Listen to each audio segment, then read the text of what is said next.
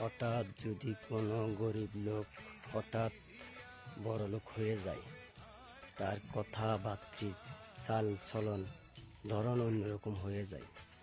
যেমন প্রথম স্টার্টিংয়ে তার চলাফেরার ধাঁচ মোট মানসিকতা অন্যরকম। দ্বিতীয় স্টার্টিং হলো সেই কথাবার্তা কারোর সাথে বলতে কোনো দ্বিধাবোধ করে কথা বলবে না, যেমন সেই ভুলিয়ে গেছে আগে কী ছিল।